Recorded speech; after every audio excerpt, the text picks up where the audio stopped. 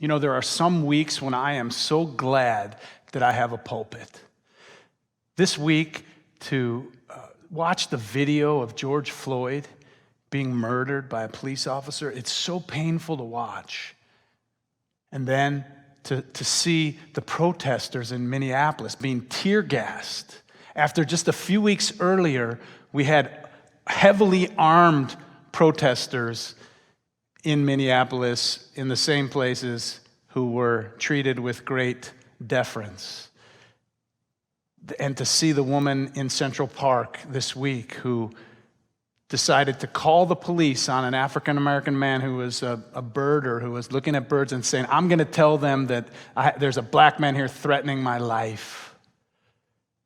This has been a really hard week, and I'm glad that I have you to share this with, and a chance to try to make sense of it through the values of our tradition. It's also, this is the day, to the day, 99 years from the most tragic and devastating day in Tulsa's history, the day of the 1921 Race Massacre. It began on May 31st and ended on June 1st, at destroying 39 blocks of businesses and homes and lives, looting and destruction and violence. It was an awful time, and this is the day 99 years ago that happened. And I don't know that this is true, but I have a sense that every African-American led church in this city is commemorating this solemn and sacred day. And I just have a sense that the majority of white-led churches in our city are not talking about it. This is just another day on the calendar. And this division, this difference in the world that we're living in right here in the same city is part of the reason why there is such a gap between the races and such a long way to go for real healing to happen. One of the things that it's going to require in order to do that healing is for us to tell the truth about what happened. There are so many stories that African Americans have told about what happened to their ancestors and their families and their property. Just like Nehemiah Frank, who shared some of his story at the beginning of this service with his family. But there are not hardly any white families or individuals who've come forward to tell the story of their ancestors who perpetuated this violence and were a part of it. And that the 1921 Race Riot Commission is asking for people to call in. They've given an anonymous line. If you have stories, you can call in and tell your story and have it recorded. Or if you're willing to be upfront about who you are and what you know, they would love that, and they'll take your interview as well. But we need to know these stories. Bishop Desmond Tutu in South Africa at the end of apartheid, he made the case that only honest confrontation with reality can bring reconciliation. That superficial reconciliation can only bring superficial healing. If we want healing in this city, we need to tell the stories, all the stories. We have to sit with the awfulness of it, the difficulty of it, and the struggle of it. And to that vein, I want to talk a little bit about this church's connection to the events of 1921, and it has to do with one of our founders, his name is Richard Lloyd Jones. Many people know him, and historians say that he was a part of what happened that day, and we can all read that in the history books and also through the newspaper. He owned the Tulsa Tribune. He was the editor, and on this day, 99 years ago, there was a front page article with the headline, "Nab a Negro Tonight," and that was, for many people, seen as a rallying call for people to go down to the jail. And this was a time in American history when there was a lot of vigilante justice, a lot of lynchings going on, and there was a sense that as this white mob was forming around the jail, that they were going to lynch Dick Rowland, who was an African-American young man who was in there accused of accosting a white woman, charges that were later dropped. But the thing was that African-American leaders came, particularly World War I veterans, putting on their World War I uniforms and bringing their Army-issue rifles to stand guard in disciplined way to say, we're going to let this young man have his day in court. And incredible courage, especially in a time when the dividing line of this city was so strong. Jim Crow laws were in place, sundown laws were in place, and yet they stood there and said, "Sheriff, we're going to help you." And the sheriff said, "I can take care of this," reassured them.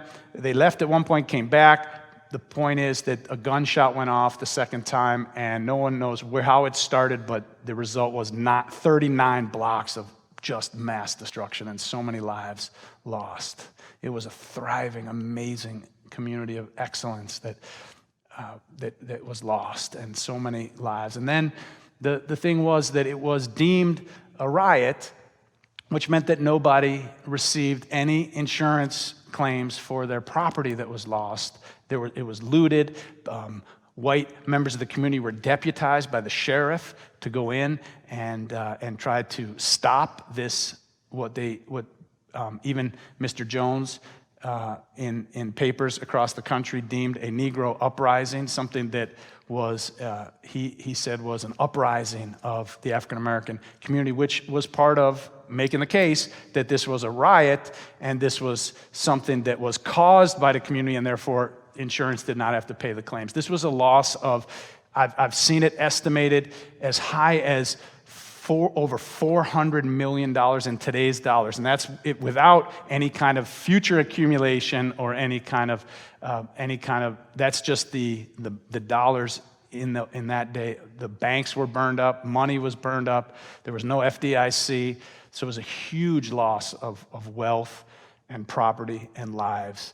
And so I think about the fact that a founder of our community was somebody who owned a newspaper, and in the newspaper he even said a few days after the massacre, he said, "I make no apology for the ways in which I have implored this city to clean up that cesspool in Greenwood." I mean, it was really, his language was it was hard to bear. It was racist even for those times. And he's somebody who is connected to this community. He was a member of this community until he died in 1963. In 1960, Dr. John Wolfe, a young man about 31 years old, came to become the senior minister here, and he came with an incredible heart for justice and equality, and particularly civil rights, and he began to activate this community and this church. And so 6 decades later, when people hear that we have a connection to Mr. Jones and the Tulsa Tribune, they're often surprised because they think of this church as being such a force for good and for human rights and civil rights. And so it's a surprise to people, and we often have not talked about it. So in some sense, we're all complicit, the ministers, Dr. Wolfe, and even myself for many years, of not really bringing this forward in a really direct way. But we realize now that until we talk fully about what's happened and ask for forgiveness and seek redress, that we can't have real healing. We can only have superficial healing, or if we're hiding things, we're just going to be hiding ourselves away from the possibility of a new future together. So An author who I really admire, his name is Chris Krass. He's also an anti-racist activist. He's also a Unitarian Universalist. And in one of his books, he wrote that the goal of a church is to develop the capacity of our people to rise up against racism and sexism and heterosexism and all of those things that make this society at times a nightmare for people rather than the land of the free. In a week like this, it feels like a land that is filled with way too many coffins for people who do not deserve to die. We are called in this congregation, in this faith community, to be a part of the remaking of the world, and remaking of the world built on the values of liberation and justice. We are meant and called to be that kind of a community and to live into that kind of a future. And the thing is that we've all been racialized. This is the takeaway that I want you to leave this service with, and that is that we have all been racialized. If you're white, you might think, well, I don't have a race. Other people have a race, but we don't have a race. But no, we were racialized as white. And we need to understand where that comes from. We need to understand the impact of that identity on ourselves and on other people. Dr. Melanie Morrison, who is a white woman and the executive director of an organization called Allies for Change, she tells a story of being challenged by a black colleague at one point, many years ago, who said to her, "I appreciate that you want to understand my experience as a person of color in this country. But what I most need from you is that you begin to understand your own. I need for you to do the strenuous work of understanding what it means to be white in America," she said. "Unless you do that, you are dangerous. Unless we understand what it means to be white in America, we are dangerous." And for the African Americans and other people of color who are part of this community, as the senior minister, I want to also say that the racialization and the sense of white superiority that is just the water that we swim in this society and have been for over 400 years in this society is affecting all of us. And so paying attention to that. We have some opportunities here, our Rewire program for white identified people to understand the impact of race on your life and on our lives, and our Shades program, when we have folks who can lead that and are ready to be a part of that. We try to run those programs over and over again, both of them, so that we can continue to help people understand the racial identity. The Shades program is for people of color who get together and try to understand what it's been like and what it is like and how to navigate this world even better without all the incredible anger and sadness and numbness and everything that comes from just like a week like we're going through right here in America right now. So we're trying to put these programs together. I've got a program that I'm going to continue, which is what are white people to do, looking at ways in which white people have a really important role to play in dismantling racism in this community and in this time. You know, one of the things that I can say is that what's not new in America is the fact that Black and brown people are being killed unjustly and being disrespected, and violence being perpetrated against people of color in this city and in this country. But what is new is that more and more people like you and I are beginning to understand and see the lies of white supremacy and white superiority and the lies of American exceptionalism and some of these things that will allow us now to begin to wake up and begin to become a new source of healing and hope that begins with us understanding ourselves, understanding our racialization, being willing to admit the hard truths and stay in the conversation as long as we can with integrity and authenticity. So let me close borrowing some words and adapting them from the Rabbi Arthur Waskow, who tells us that we are a people who stand between the fires. In our case, and today I'm thinking about the fire that's behind us of 1921, the massacre in Tulsa that destroyed so much and so many lives and so much possibility.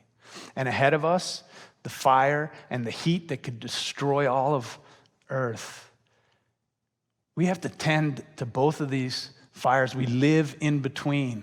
And we have to pay attention both to the fires that destroy within our culture and the fires that can destroy within nature. We can't argue over which is more important. We have to tend to both culture and nature at the same time. And we can do this. And we can do it as a community. And I'm just glad that we have each other and this institution of All Souls and Unitarian Universalism and all the other community aspects of this community that we draw together to use our resources to make a difference, to create a new world and a new reality, to remake America, to remake ourselves in an image that is more just and more true and more free for all people. So in the words of Rabbi Waskow, it is our task to make from fire not an all-consuming blaze, but the light in which we see each other fully. All of us different, all of us bearing one spark. We light these fires to see more clearly that the earth and all who live as part of it are not for burning. We light these fires to see more clearly the rainbow in our many-colored faces. We are beautiful. We are aspects of nature. We are conscious. We are alive. We are creative. And we have an opportunity to push humanity and society, Tulsa and America and the world towards a new day, a greater day of hope and possibility that is liberating for all people.